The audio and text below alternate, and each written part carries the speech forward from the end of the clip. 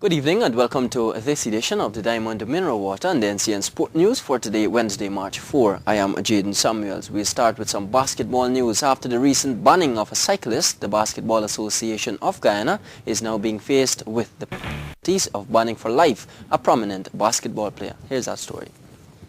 Pepsi Sonics point guard Aubrey Austin has been suspended from any form of basketball after a disagreement with a referee during a game on the Burnham basketball court between his team and the Danish Ravens last Thursday evening. The game was being officiated by Vijay Pandey and Raul Tony. Speaking to NCN Sport, President of the Georgetown Basketball Association, Trevor Rose, detailed the incident. Mr. Austin didn't agree with a call made against him by Mr. Pandey. He was called for a foul, and then he felt a punch behind a player after a foul was called for him, and the referee saw him, and the ref issued a technical foul and ejected him out of the game. After that, he walked up to the referee and asked what was the technical foul for, and the referee continue speaking to the table officials, giving them instructions of what to do. Mr. Austin subsequently walked away and then turned and bull rushed Mr. Pandey.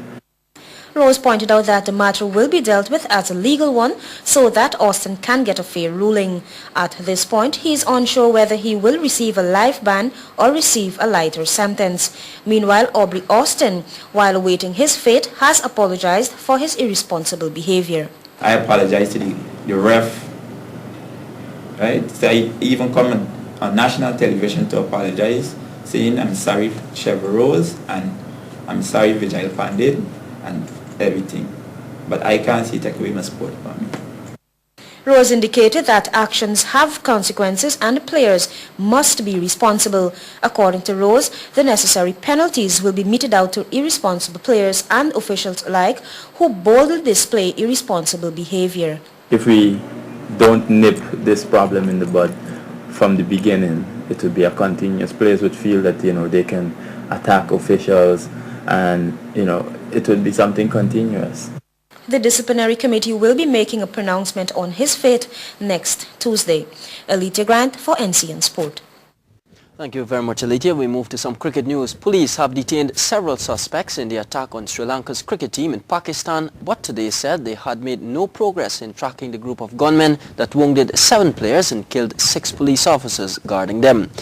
Senior police officials said police raided locations in Lahore and surrounding districts and arrested some suspects. No further details were released of the alleged roles of those arrested or the precise number detained, but confirmed some were picked up at Lahore Hostel where bloodstained clothes were found.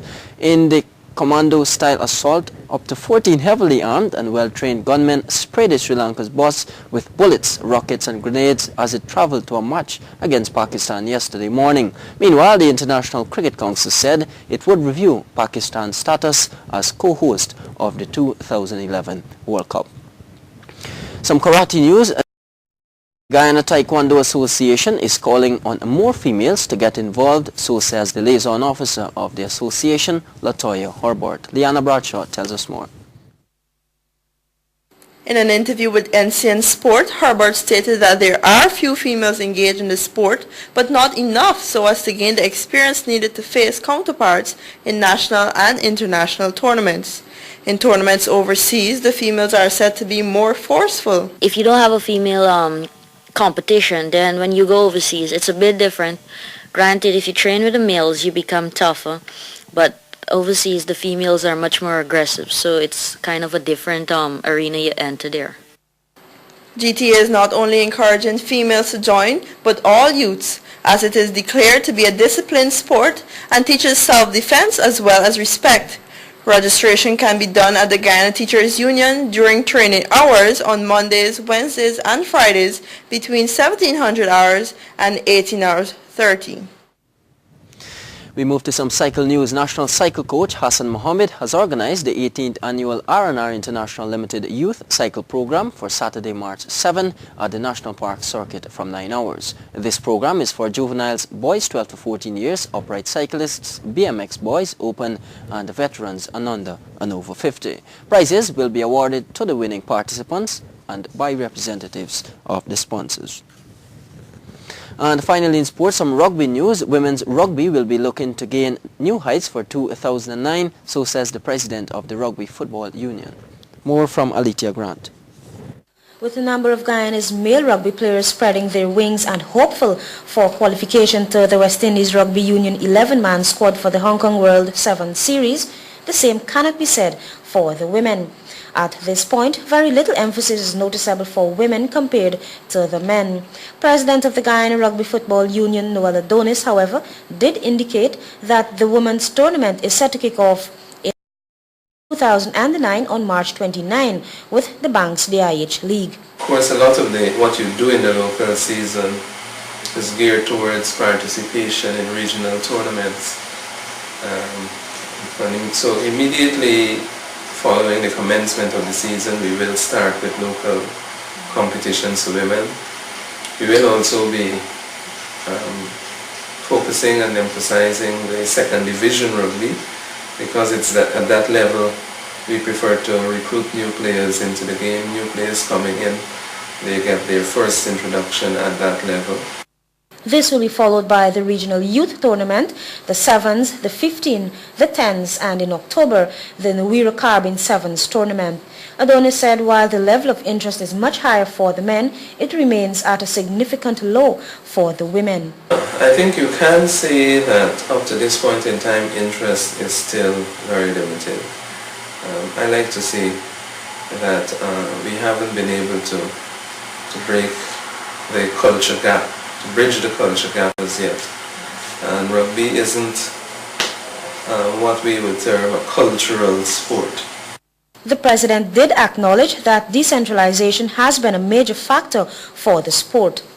Plans to move it away from Georgetown, and we're hoping that we'll be able to move those plans forward a little bit during the course of this year. We're going to be having a number of coaching programs, and we would like to invite a number of people from communities outside of Georgetown to be a part of that beginners coaching program. We do hope that with that sort of measure being put in place, then we can introduce the game to different communities. Meanwhile, the women have moved from number 4 to number 1 in the 7s version of the game, while remaining at number 2 in the 15s version. He said going into 2009, their major objective will be to climb to the number 1 position in the rankings. And with that, we've come to the end of this edition of the Diamond Mineral Water and NCN Sport News for today. I'm Jaden Samuels reminding you, like I always do, to say yes to life, yes to sport, and no to drugs. Good night.